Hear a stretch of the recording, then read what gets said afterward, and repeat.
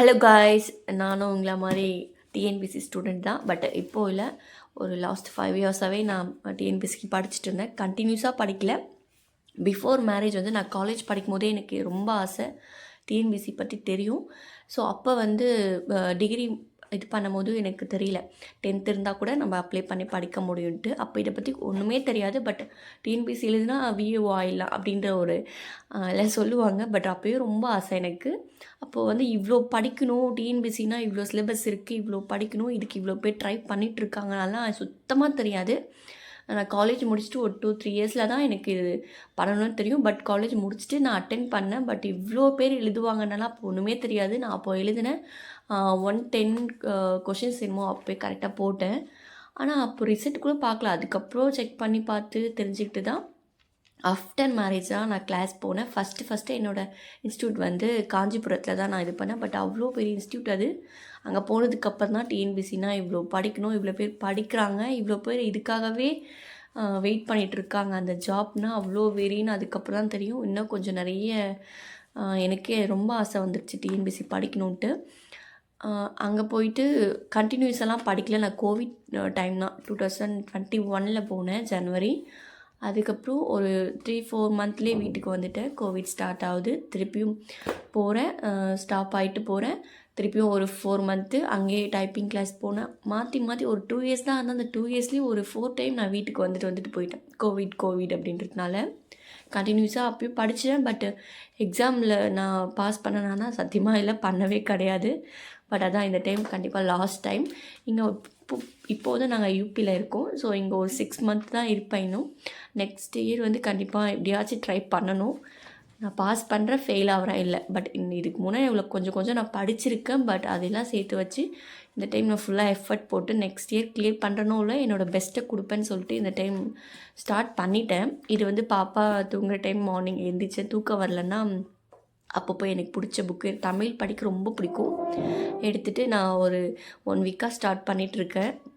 என்னோடய ஃபஸ்ட் இப்போ வந்து நான் இந்த மாதிரி படிக்கலாம் அப்படின்னா ஆல்ரெடி நான் படிச்சிருக்கேன். ஸோ வந்து ஏதாச்சும் ஒரு 2 இல்லை 3 யூடியூப் சேனல்ஸில் வந்து நான் சூஸ் பண்ணி வச்சுருக்கேன். டெஸ்ட்டு சீரீஸ் மட்டும் அட்டன் பண்ணலான்னு சொல்லிட்டு. ஏன்னா ஒரே ஒரு சேனலை நம்ம சூஸ் பண்ணோன்னா அவங்க ஒரு 100 கொஷினில் வந்து அவங்களது ஒரு மாதிரி இருக்கும். இதே இன்னொரு 2-3 இது ட்ரை பண்ணோன்னா கொஷின்ஸ் வந்து நிறைய இருக்கும் இல்லையா. ஸோ ஒரு 100 கொஷின்ஸுமே நம்ம ஈஸியாக கற்றுக்கிற மாதிரி இருக்கும்.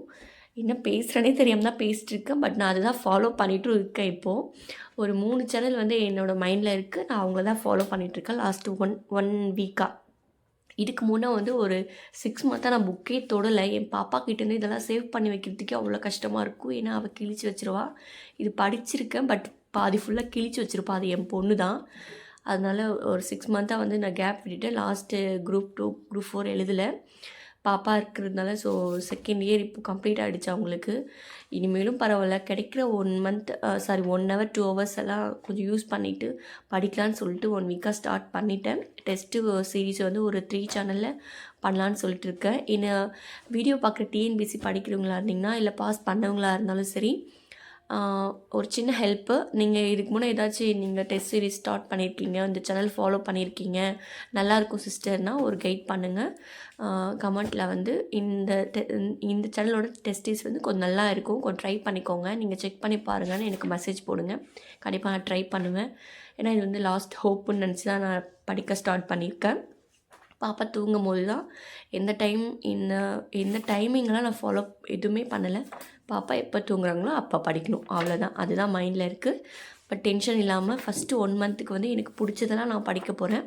ஸோ இங்கே இருக்க எல்லா புக்குமே நான் ஆல்ரெடி எல்லாமே படித்து வச்சது தான். இப்போது 6 மந்த் டோட்டலாக கேப் விட்டுட்டேன். ரொம்ப கேப் ஆகிடுச்சி, எடுக்கவே இல்லை. எடுத்து படிக்கும்போது இல்லை புதுசாக இருக்குது, இருந்தாலும் பிடிச்சிருக்கு. ஃபஸ்ட்டு இந்த 1 மந்த் வந்து நமக்கு பிடிச்சதெல்லாம் படித்து முடிச்சுட்டு அதுக்கப்புறமா டெஸ்ட் சீரீஸ்க்கு வந்து ஸ்டார்ட் பண்ணலாம் அப்படின்ற மாதிரியும் ஒரு பிளான் இருக்குது. அதனால் ஏன்னா டெஸ்ட் சீரீஸ்னால் ஃபஸ்ட்லேருந்தே நம்ம வாட்ச் பண்ணோம் இல்லையா. அதனால் நான் அட்டென்ட் பண்ணல, பட் பார்த்துட்ருக்கேன் அவங்க என்னென்ன கிளாஸ் எடுக்கிறாங்க, என்ன மாதிரி கொஷின் எடுக்கிறாங்க, இதெல்லாமே கொஞ்சம் அனலைஸ் பண்ணி வச்சுட்டு பார்த்துட்ருக்கேன். உங்களுக்கு யாராச்சும் நல்ல பெஸ்ட்டாக இருக்கும், இல்லை நிறைய பேர் பாஸ் பண்ணவங்க கூட இந்த வீடியோ பார்க்க சான்சஸ் இருக்குது. பாஸ் பண்ணவங்களுக்கு என்னோடய கங்க்ராச்சுலேஷன்ஸ். அவங்க வந்து நான் இதுதான் ஃபாலோ பண்ணேன் அப்படின்னு சொல்லலாம், தப்பு இல்லை. ஏன்னா நானும் படிக்க தான் போகிறேன், அதனால தான். தேங்க்ஸ் ஃபார் வாட்சிங்.